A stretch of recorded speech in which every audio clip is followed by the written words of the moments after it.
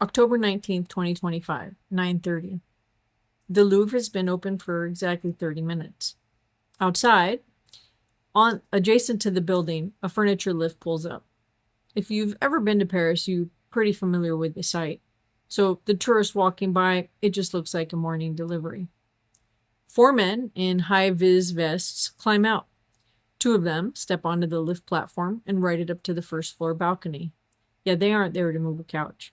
They pull out some industrial angle grinders and get to work. Now, inside of the room, in the Galerie d'Apollon, the French crown jewels are on display. Because the museum is open, there are already guards stationed inside of that gallery, standing post by the emeralds and the diamonds, and suddenly the glass shatters.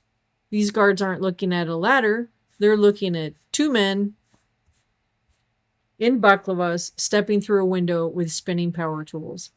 The thieves threaten them with the grinders and don't argue with the man holding a disc cutter that eats through concrete.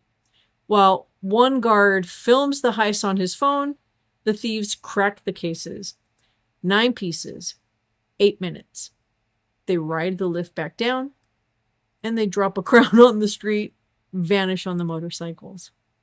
$102 million are gone before the first floor even realized there was a breach.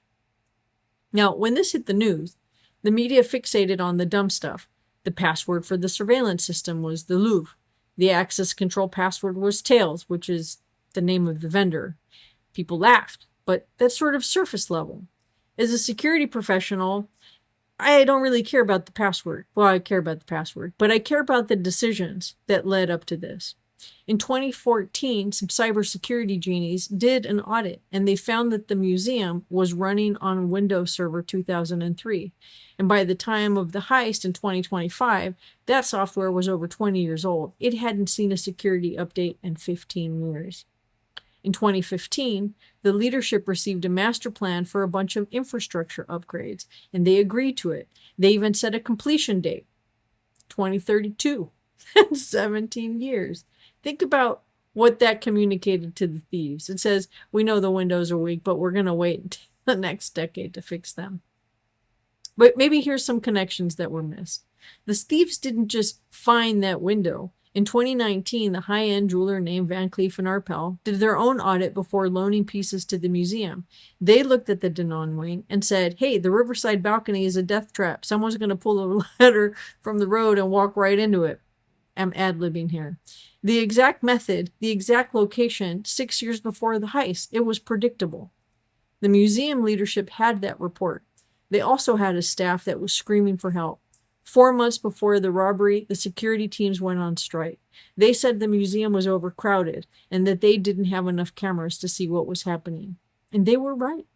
There were 465 galleries in that building, but only 432 of them had cameras. In the Galerie d'Apollon, the only camera they had was pointing in the wrong direction. It was aimed west while the thieves came in from the south. Why was it like this? Because of a business model. National auditors found that the Louvre consistently chose visible and attractive projects over security.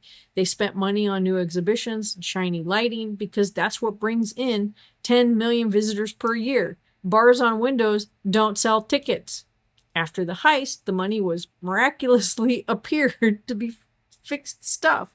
Within weeks, they announced a $92 million security overhaul. They finally had installed the bars on the windows in December of 25. That money was there in 2019 when the jewelers warned them. It was there in 2024 when the director begged the Senate for resources. They just didn't want to spend it until the motorcycles were already gone. 17 years. That was the timeline they gave themselves to fix the flaws. The thieves only needed 8 minutes. It's always not yet until it's too late.